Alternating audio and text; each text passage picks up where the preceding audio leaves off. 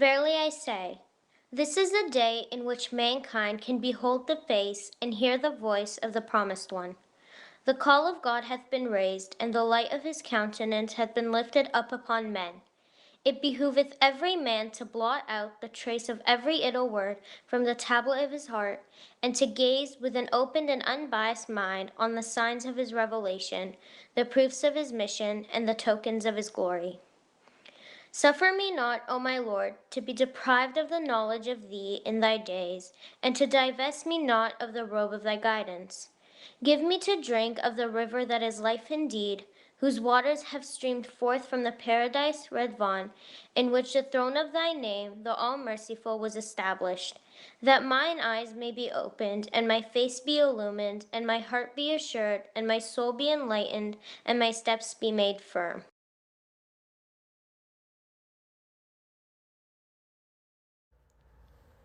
In 1863, exactly 31 days after the celebration of New Year, Nowruz, Baha'u'llah set forth on the first stage of what would be a 4-month journey from Baghdad to Constantinople, after being exiled by the governing officials of the city. Baha'u'llah left his house and was ferried across the Tigris before reaching the Najibiyeh garden, where he would spend the next 12 days farewelling friends and followers before his final departure from Baghdad. Although the occasion of Baha'u'llah's departure was one of sorrow, he foretellingly declared it that the inauguration of a festival of supreme felicity and joy.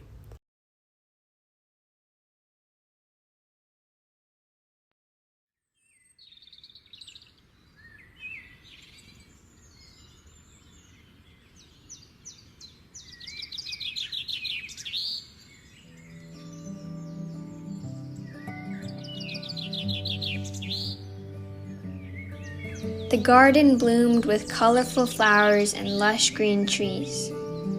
The air was scented with the perfume of roses stretching towards the sun and shimmering with dew each morning. The garden of Ridván lay over the river Tigris, just 10 minutes away from the city gate of Baghdad, where Baha'u'llah had lived in exile with his family these past 10 years.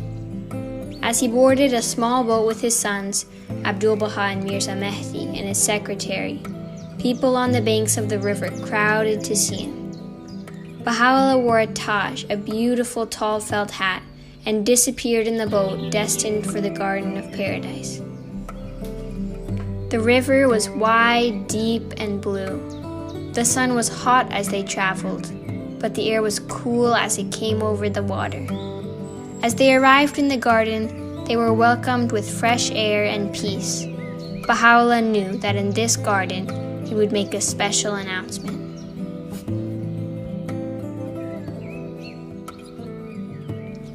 The river swelled upon Baha'u'llah's safe arrival, and for 12 days Baha'u'llah stayed in the garden. Each day, as the first rays of light lit the horizon, the gardeners would pick the many roses which line the avenues and pile them in the center of the floor of Baha'u'llah's pitched tent. The pile was so high that his companions, gathered to drink tea, were unable to see one another. Baha'u'llah would graciously bundle the roses and ask his companions to deliver them as gifts to his friends in the city. On the 9th day, Baha'u'llah's family arrived in the garden to join him. His beloved wife Nawab and precious daughter Bahia Khanum must have been relieved to be reunited with Baha'u'llah. The river swelled once more, and for some days there was much wind. Baha'u'llah's tent swayed, so the friends took turns throughout the night and day to sit and keep the tent rope steady, so that Baha'u'llah would not be disturbed. This service they were happy to perform, if only to be near to him. During the days, Baha'u'llah would walk majestically amongst the trees and flowers, commenting on the peace and tranquility of the spot, speaking eloquently of the Bab's cause, and radiating forth the utmost joy. It was as though the friends sharing the garden with him were blessed with the heat and light of the Sun of Truth. He declared, This is the day whereon naught can be seen, except the splendors of the light that shineth from the face of thy Lord, the gracious, the most bountiful. Verily, we have caused every soul to expire by virtue of our irresistible and all-subduing sovereignty. We have then called into being a new creation, as a token of our grace unto men. I am verily the all-bountiful, the Ancient of Days. At night, Baha'u'llah often paced the moonlit gardens, admiring the nightingale's sleepless song. As he explained, their ceaseless music demonstrated their dedication and admiration of the roses that surrounded them. He therefore asked how his companions, those afire with the rose-like beauty of the beloved, chose to sleep. On a glorious day, Baha'u'llah finally shared with his eldest son, Abdul Baha, that he was the one foretold and promised by the Bab. Abdul Baha accepted without hesitation and dedicated himself to the service of his father's cause, selflessly serving as a living example for Baha'is throughout his life. Baha'u'llah also shared this important announcement with several other friends in the garden, appointing the festival of Ridván as the most great festival, and declaring in the most holy book that in that moment all created things were immersed in the sea of purification, the day whereon the breezes of forgiveness were wafted over the entire creation.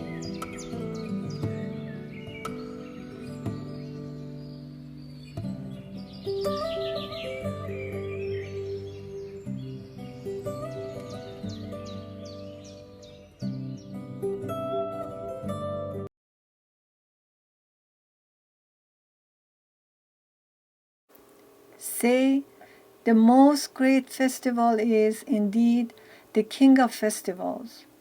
Call ye to mind, O people, the bounty which God had conferred upon you. Ye were sunk in slumber, and lo, he aroused you by the reviving breezes of his revelation, and made known unto you his manifest and undeviating path.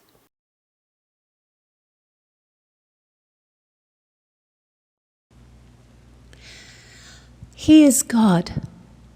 Thou seest, O my Lord, the assemblage of thy loved ones, the company of thy friends, gathered by the precincts of thine all-sufficing shrine and the neighborhood of thine exalted garden, on a day among the days of thy Ridván feast, that blessed time when thou didst dawn upon the world, shedding thereon the lights of thy holiness, spreading abroad the bright rays of thy oneness, and didst issue forth from Baghdad with a majesty and might that encompassed all mankind, with a glory that made all to fall prostrate before thee, all heads to bow, every neck to bend low, and the gaze of every man to be cast down. They are calling thee to mind and making mention of thee, their breasts gladdened with the lights of thy bestowals, their souls restored by the evidences of thy gifts, speaking thy praise, turning their faces toward thy kingdom, humbly supplicating thy lofty realms.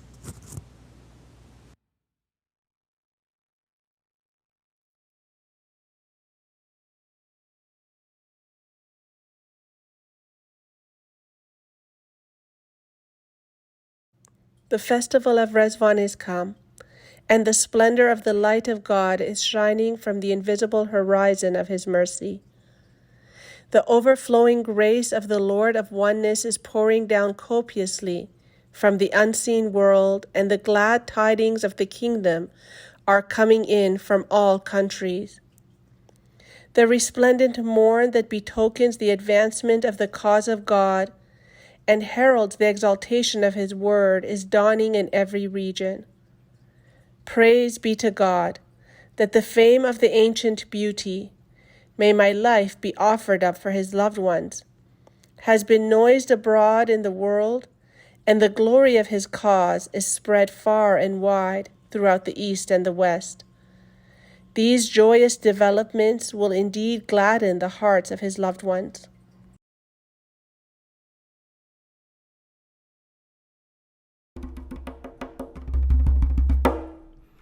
With a candelabra go to the land of his beloved. With a candelabra go to the land of his beloved. To the true lover, reunion is life, separation is death. With a candelabra go to the land of his beloved. With a candelabra go to the land of his beloved. To the true lover, reunion is life, separation is death. His breast is void of patience, his heart hath no peace. A myriad lives he would forsake to hasten to the abode of his beloved. With a candelabra go to the land of his beloved. With a candelabra go to the land of his beloved.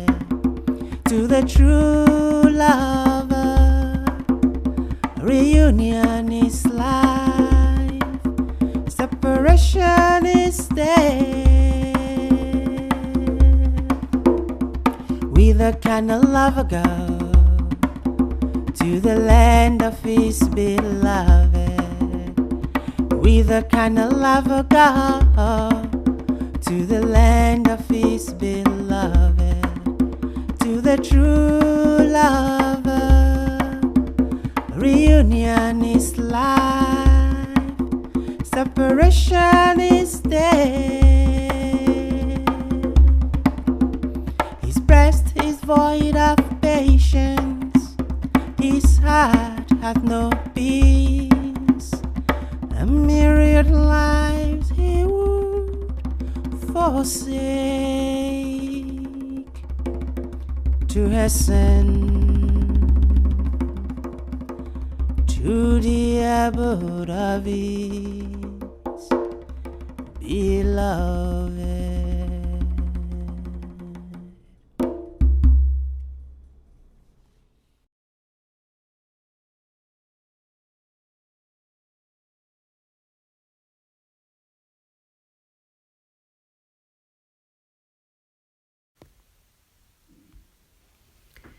The divine springtime is come, O most exalted pen, for the festival of the All-Merciful is fast approaching. Bestir thyself and magnify before the entire creation the name of God, and celebrate his praise, in such wise that all created things may be regenerated and made new. Speak and hold not thy peace. The day star of blissfulness shineth above the horizon of our name, the blissful, inasmuch as the kingdom of the name of God hath been adorned with the ornament of the name of thy Lord, the Creator of the heavens. Arise before the nations of the earth, and arm thyself with the power of this most great name, and be not of those who tarry.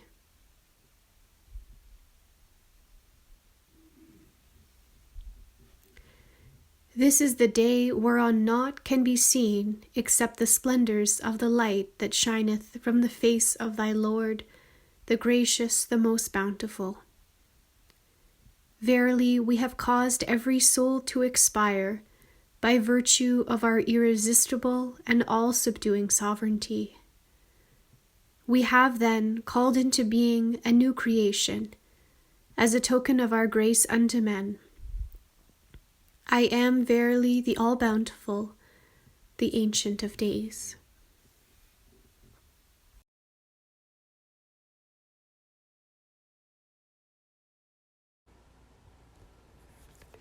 Arise and proclaim unto the entire creation the tidings that he who is the all-merciful hath directed his steps towards the Ridván and entered it. Guide then the people unto the garden of delight, which God hath made the throne of his paradise. We have chosen thee to be our mighty trumpet, whose blast is to signalize the resurrection of all mankind. This is the day whereon he who is the revealer of the names of God has stepped out of the tabernacle of glory and proclaimed unto all who are in the heavens and all who are on the earth, put away the cups of paradise and all the life-giving waters they contain, for lo, the people of Bahá'í have entered the blissful abode of the divine presence and quaffed the wine of reunion from the chalice of the beauty of their Lord, the all-possessing, the Most High.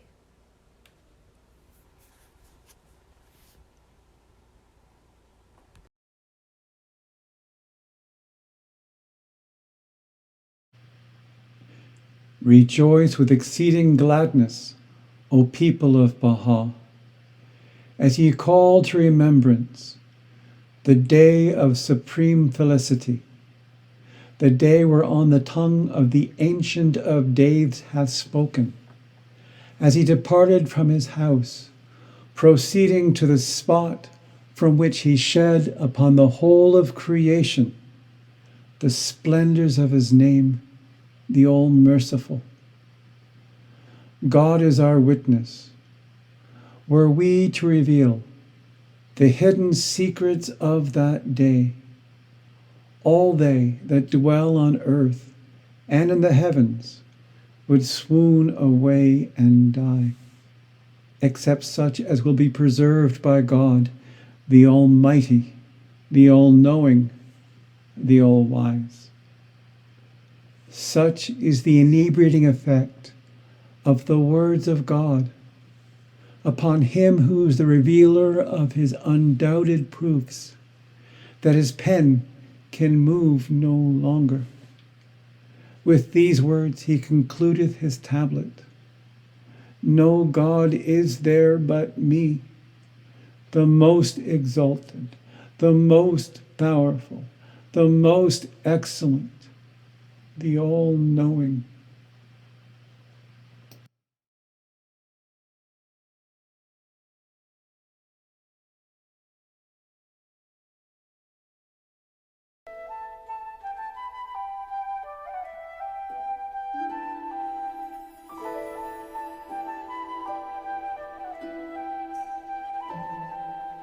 Gathered now at the mystic hour in the garden of Ridván, circling around his blessed tent in the garden of Ridván, and the nightingales sing, and the souls are on fire, as the crimson-colored ark sets sail in the presence of the best beloved of the worlds, in the garden Ridván.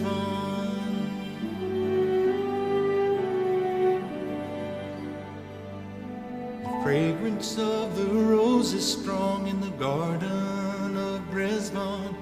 The friends are silent, struck with awe in the garden of Ridván, as the Ancient of Days lifts the myriad veils of light, and the new creation sings with joy in the presence of the best beloved of the world, in the garden of Ridván.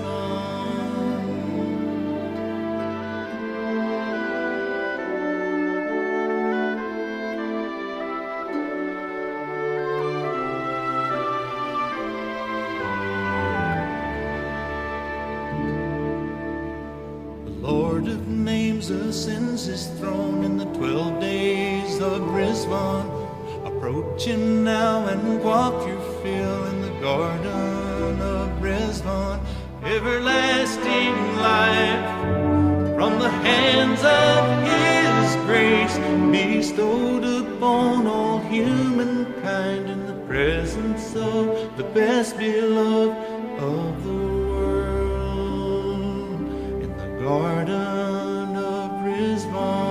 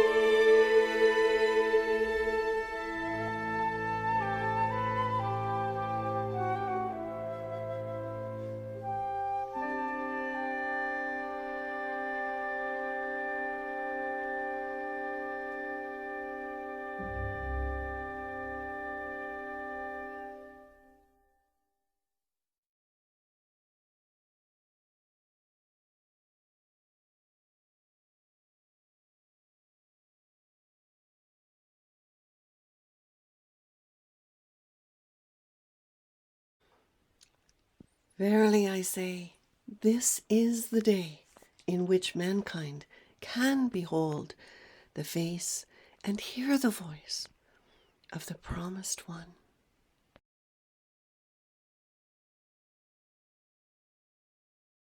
This is the day whereon the ocean of God's mercy hath been manifested unto men, the day in which the day star of his loving kindness hath shed its radiance upon them, the day in which the clouds of his bountiful favor have overshadowed the whole of mankind. Now is the time to cheer and refresh the downcast through the invigorating breeze of love and fellowship, and the living waters of friendliness and charity.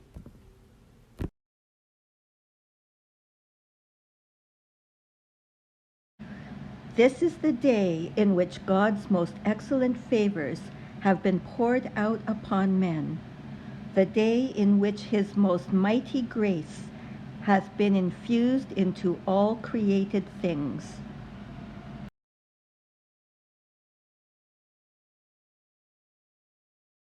This is a matchless day.